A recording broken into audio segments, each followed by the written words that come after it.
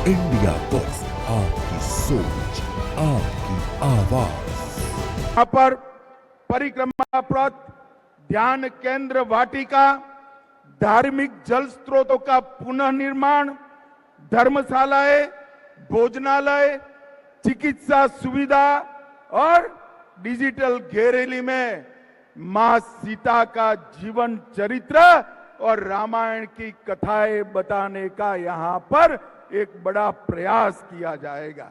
और ये 3D अनुभव से हमारे युवा प्रभु श्री राम के साथ साथ माता जानकी के भी जीवन के सभी प्रसंगों को बहुत अच्छे से देख पाएंगे। इस परियोजना में रामायण सर्किट के वाल्मीकि नगर, उसका भी 52 करोड़ से विकास होगा।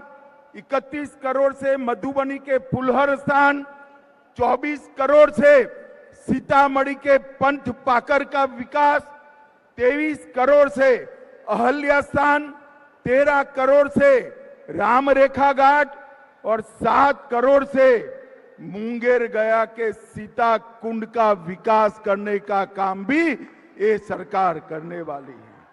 और श्री राम से माता सीता का पहली बार जहां भेंट हुआ, वहां से लेकर लव कुश के जन्म स्थान, माता सीता के अंतिम निवास और पंथ पाकर तक सभी स्थानों को पुनर्जीवित कर मां सीता के जीवन कवन को हमारे देश की मातृशक्ति को समर्पित किया जाएगा।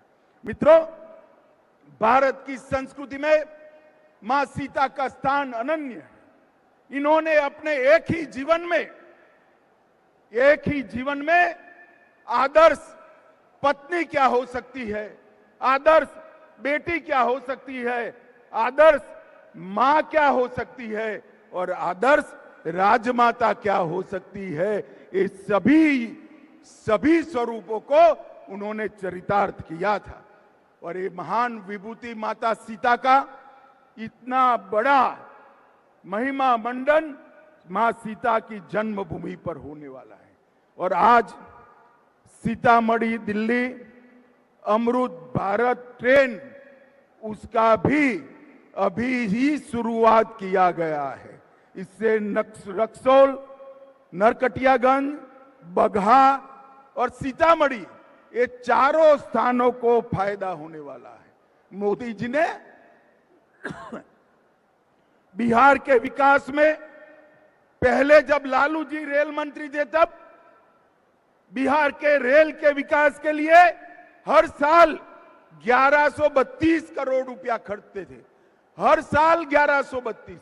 कितना भैया, जरा जोर से बोलो, हर साल कितना खर्चते थे? 1132 करोड़ रुपया। और मोदी जी ने सिर्फ 25-26 में 10,066 करोड़ रुपए का खर्च रेल के लिए बिहार में किया है। आज मैं यहां आया हूं तब प्रधानमंत्री नरेंद्र मोदी जी और हमारे रेल मंत्री अश्विनी वैष्णव जी को भी समस्त बिहार की जनता की ओर से बहुत बहुत साधुवाद कहना चाहता हूं। ये मिथिला शतपथ ब्राह्मण ग्रंथों से लेकर वाल्मीकि रामायण, महाभारत से लेकर बौद्ध और जैन साहित्य में एक हमारी संस्कृति का केंद्र रहा है। धर्मशास्त्र, ज्योतिष, साहित्य, संगीत, व्याकरण, भाषा और तंत्र ज्ञान का ये बहुत बड़ा विद्या का धाम रहा है। आज मां जानकी की जन्मभूमि पर ये जो भव्य मंदिर बनने जा रहा है, मैं मिथिलांचल वालों को कह रहा हूं, ये सिर्फ एक मंदिर नहीं है, ये मिथिलांचल और बिहार का भाग्योदय का शुरुआत है, भाग्योदय का शुरुआत है। और मिथिलांचल की गरिमा, ये विद्या का स्थान, जहां राजा जनक हुए, याज्ञवल्क्य और मैत्रेयी हुए, शास्त्रार्थ की परंपरा को यहां चरम सीमा पर आदि शंकर और मंडन मिश्र ने पहुंचाया, और जहां मुनि अष्टावक्र ने अष्टावक्र गीता का ज्ञान दिया, उसको फिर से विद्या का धाम, संस्कृति का केंद्र बनाने की शुरुआत आज यहां से होगी। भाइयों और बहनों, आज मैं यहां आया हूं तब आप सभी को कहना चाहता हूं, मोदी जी के नेतृत्व में एनडीए की सरकार में मिथिला का अनेक रूप से सम्मान किया गया है।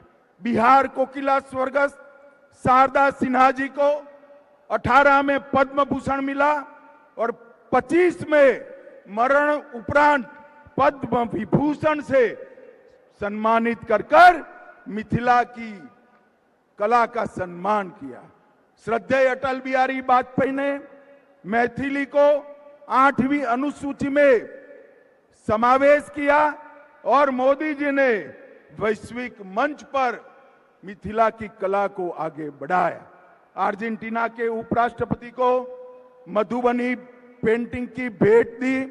दक्षिण कोरिया के राष्ट्रपति को भी मिथिलांचल की कला का नमूना पेश कर भेंट देकर विदेश में भी मिथिलांचल को आगे बढ़ाने का काम किया।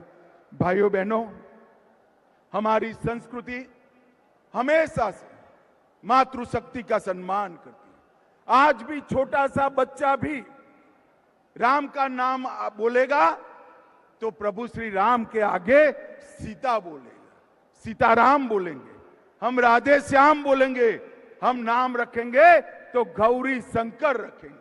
हमने हमेशा इस देश में मातृशक्ति की उपासना की है और सीता माता का ये मंदिर, माता सीता, मैत्रेयी, गार्गी, विदुषी, भारती, ये सभी का सम्मान बनेगा। आज मैं वो बात को भी कहना चाहता हूं, जब आचार्य शंकर, आदि शंकराचार्य और मंडन मिश्र के बीच में जब शास्त्रार्थ हो रहा था, तब इसकी अध्यक्षता मंडन मिश्र की धर्मपत्नी विदुषी भारती करती थी। जो मंडन मिश्र और शंकराचार्य के शास्त्रार्थ की अध्यक्षता कर सके, उसी ने पूरी दुनिया में मैसेज दिया था कि भारत के अंदर मातृशक्ति हर क्षेत्र के अंदर सबसे पहला स्थान रखती है। भाइयों बहनों, मोदी जी ने 5 अगस्त 2020 को अयोध्या में भव्य राम मंदिर बनाया, काशी विश्वनाथ कॉरिडोर बनाया, उज्जैन में महाकाल कॉरिडोर बनाया, श्री सोमनाथ का मंदिर फिर से सोने का बन रहा है और कई धर्म स्थानों का उद्धार मोदी जी ने किया। और उनके ही आशीर्वाद से यहां पर मां सीता का भव्य मंदिर और पूरा परिसर बन रहा है। ये हम सब के लिए बहुत आनंद और गर्व का विषय है। मित्रों, आज मैं यहां आया हूं तब ऑपरेशन सिंदूर की भी बात करना चाहता हूं। भारत की सुरक्षा के लिए देश के प्रधानमंत्री नरेंद्र मोदी जी कटिबद्ध हैं। एक जमाने में कांग्रेस का शासन था, देश भर में बम धमाके होते थे, बम धमाके कर पाकिस्तान भाग जाते थे आतंकवादी, कोई पूछ लेने वाला नहीं था। मोदी जी की सरकार आई, उरी में हमला किया, हमने सर्जिकल स्ट्राइक किया, पुलवामा में हमला किया, हमने एयर स्ट्राइक करा और पहलगाम में हमला किया, ऑपरेशन सिंदूर चलाकर पाकिस्तान के घर में घुसकर आतंकवादियों का सफाया कर। और ये कांग्रेस पार्टी एंड लालू, ये लालू एंड कंपनी पार्लियामेंट में ऑपरेशन सिंदूर का विरोध कर रही। मैं पूछने आया हूं, मिथिलांचल वाले ने, मोदी जी ने आतंकवादियों को जवाब देना चाहिए या नहीं देना चाहिए? अरे जोर से बोलो, देना चाहिए या नहीं देना चाहिए? ऑपरेशन सिंदूर करना चाहिए या नहीं करना चाहिए? ये लालू एंड कंपनी को मालूम नहीं है, ये नरेंद्र मोदी की सरकार है, भारतीय जनता पार्टी और एनडीए की सरकार है। यहां पर देश की सुरक्षा के साथ खिलवाड़ करने का किसी को अधिकार नहीं है। भाइयों बहनों, बिहार में चुनाव आने वाला है। मैं यहां आया उसके पहले पूरे अखबार भरे पड़े हैं कि एसआईआर होना चाहिए या नहीं होना चाहिए। अब मैं तो भारतीय जनता पार्टी का कार्यकर्ता हूं, मंच पर सारे एनडीए के लोग हैं, मगर मैं तो जनता को पूछना चाहता हूं, भैया घुसपैठिए को मतदाता सूची से निकालना चाहिए या नहीं निकालना चाहिए? अरे जोर से बोलो, निकालना चाहिए या नहीं निकालना चाहिए? चुनाव आयोग ने एसआईआर करना चाहिए या नहीं करना चाहिए? अरे मुझे बताए लालू प्रसाद जी, किसको बचाना चाहते हो? आज तक चुनाव आयोग ने जो पहली सूची बाहर करी, आपकी पार्टी ने एक भी ऑब्जेक्शन नहीं लिया, कांग्रेस पार्टी ने एक भी ऑब्जेक्शन नहीं लिया। और आप बचाना किसको चाहते हो? जो बांग्लादेश से आकर मेरे बिहार के युवाओं की नौकरी खा जाते हैं, उनको बचाना चाहते हो? मुझे बताओ मिथिलांचल वालों, एसआईआर मतदाता सूची से घुसपैठियों को निकालना चाहिए या नहीं निकालना चाहिए? स्पष्ट संदेश दीजिए लालू एंड कंपनी को। विक्रम चाहे जितना भी फड़फड़ा ले, ढूंढ